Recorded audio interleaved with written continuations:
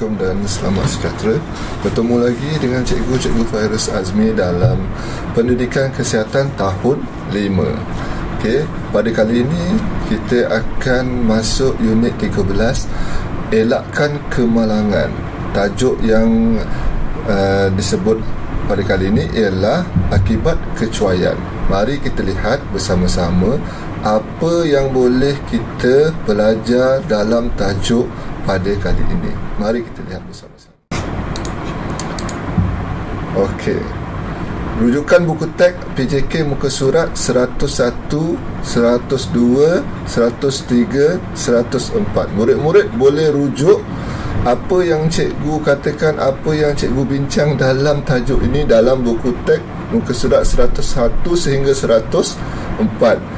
Unit 13, elakkan kemalangan. Okey. Apa yang cikgu sebut, apa yang cikgu nyatakan pada hari ini, boleh murid-murid semak. Okey. Seterusnya, untuk hari ini murid-murid akan belajar menyatakan punca, melecet dan melecur. Yang kedua, membincangkan langkah-langkah bantuan awal melecet dan melecur. Yang ketiga, menilai kesan melecet dan melecur sekiranya tidak diberi rawatan segera. Okey, seterusnya, sebelum tu kita akan faham apa maksud bantuan awal. Bantuan permulaan yang pertama yang diberikan kepada pesakit yang tercedera atau mengalami kemalangan atau sakit mengejut sebelum ketibaan pegawai perubatan. Ini penting untuk bantuan awal. Jika terjadi sesuatu yang tidak diingini ketika belajar ataupun ketika melakukan aktiviti di sekolah. Tujuannya yang pertama sekali, pastilah untuk menyelamatkan nyawa. Jika mangsa pengsan, pastikan laluan udara mangsa tidak dihalang oleh sebarang objek dan pastikan mangsa bernapas. Jika mangsa berdarah, hentikan pendarahan secepat mungkin. Yang kedua, tujuannya mengelak kecederaan lebih serius. Okey, maksudnya jika mangsa cedera di tempat yang bahaya, alihkan mangsa dan jangan buat mangsa banyak bergerak. Selesakan mangsa daripada ketidakselesaan, contohnya kesejukan, kepanasan atau keadaan yang basah.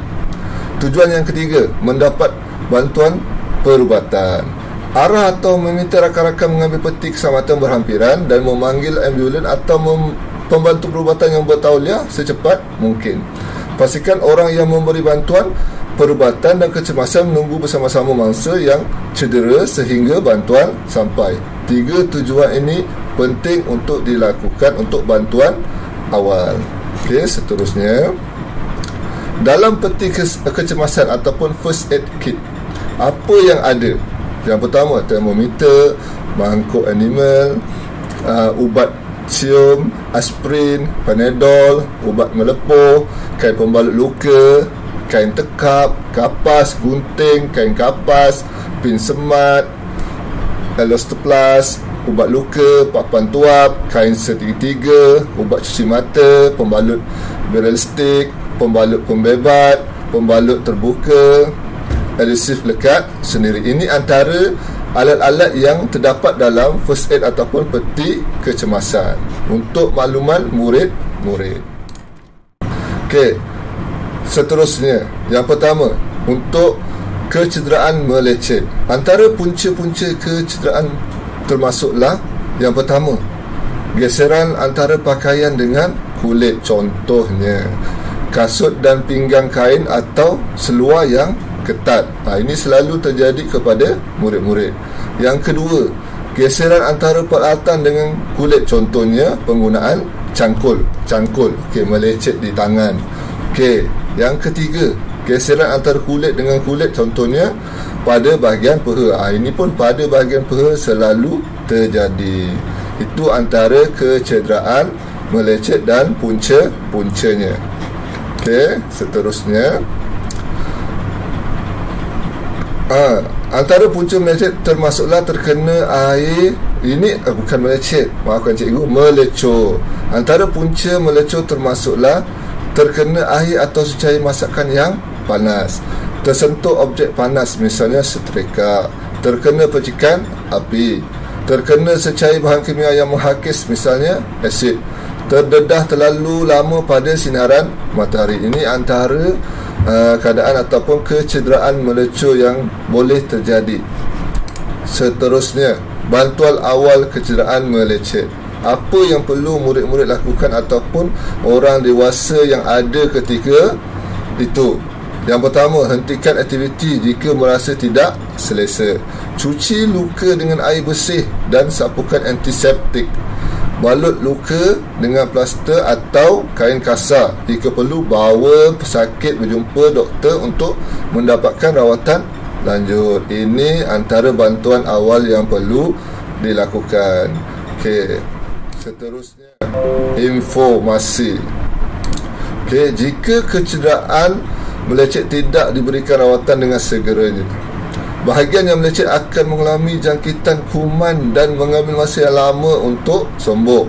Okey murid-murid, ini satu info yang sangat berguna untuk murid-murid tahu. Okey, seterusnya, bantuan awal kecederaan melecur. Yang pertama, siramkan kawasan yang melecur dengan air paip, contohnya di tangan, selama 10 ataupun sehingga 15 minit. Ini penting. Pertama sekali, sapukan krim yang sesuai dan balutkan dengan kain kasar. Jika perlu, bawa mangsa berjumpa doktor untuk mendapatkan rawatan lanjut daripada pegawai perubatan. Ini antara bantuan awal kecederaan melecur. Seterusnya, informasi juga. Jika kecederaan melecur tidak dirawat dengan segera, bahagian yang melecur boleh dijangkiti kuman dan menyebabkannya bernanah, kulit menggelembung, sakit kulit yang teruk dan berparut. Daripada tidak berparut, bila lambat mendapatkan rawatan, dia akan jadi bernanah, kulit menggelembung dan sakit kulit yang teruk dan berparut. Seterusnya, sebagai latihan pengukuhan, murid-murid boleh buka buku teks PJK muka surat 105 dan jawab di dalam buku tulis masing-masing. Yang pertama, soalan yang pertama, soalan yang kedua, soalan yang ketiga untuk pengukuhan dan pemahaman murid-murid di rumah. Okey, itu saja untuk tajuk kita bagi unit yang terakhir dalam Pendidikan Kesihatan tahun 5. Sekian, terima kasih. Assalamualaikum.